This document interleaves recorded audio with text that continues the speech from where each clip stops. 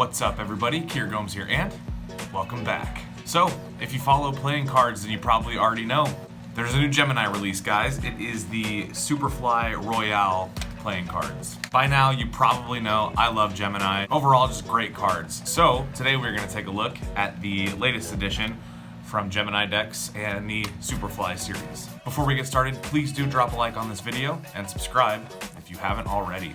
And without further ado, let's roll that intro and get you guys on your way.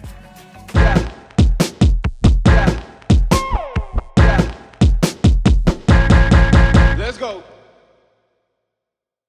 And so these are the SUPERFLY ROYALE playing cards by Gemini decks. The entire tut case is done in glossy cardstock, so pretty standard. The front of the tut case has kind of these side borders or side like panels, and then says SUPERFLY in the bottom, and has this green and white kind of diamond pattern going through it. Look at that.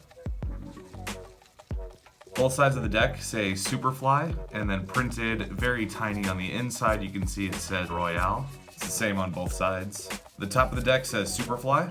The bottom has some information about Gemini. And you do get this familiar fingerprint pattern.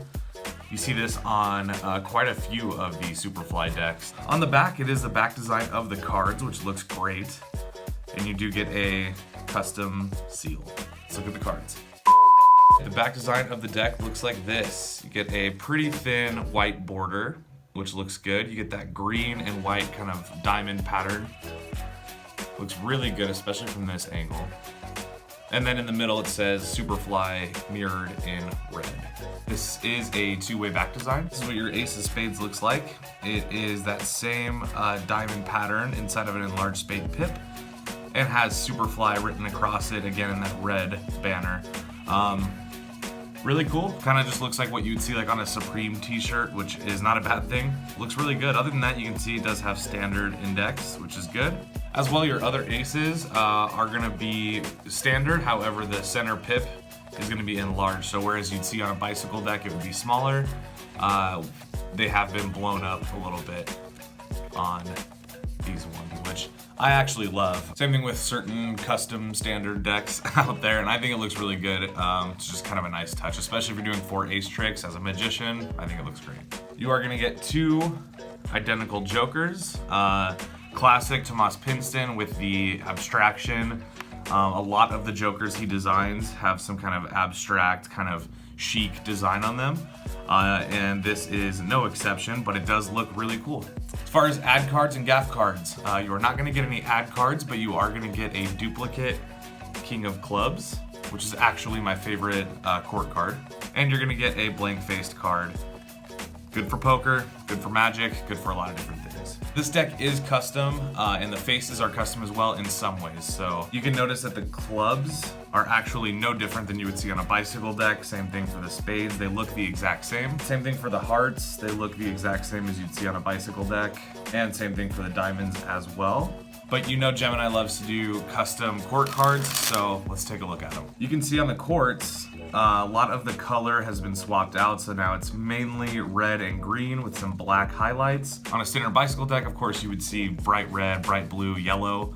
In this case, it's green, red, and black, which for the overall theme of this deck makes total sense. Jack's got red hair, and he's wearing a SUPERFLY hat.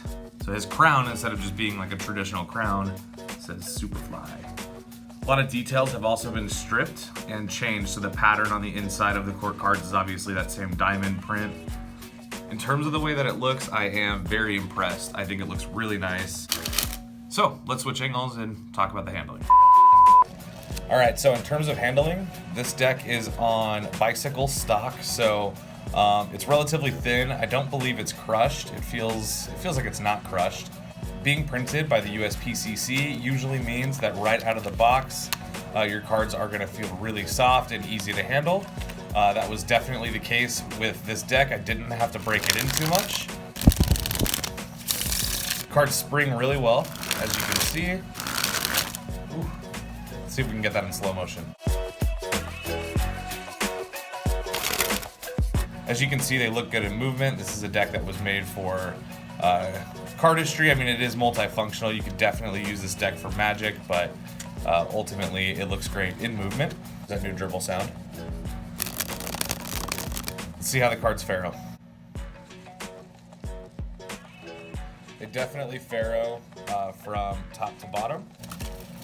The cards themselves, guys, they feel so good. The only way that I can really describe it is when you have a deck of bicycles that you've perfectly broken in, especially if you're a magician, you know when your bicycles have hit that kind of sweet spot. After like an hour of playing with these cards, this is what they look like in a fan.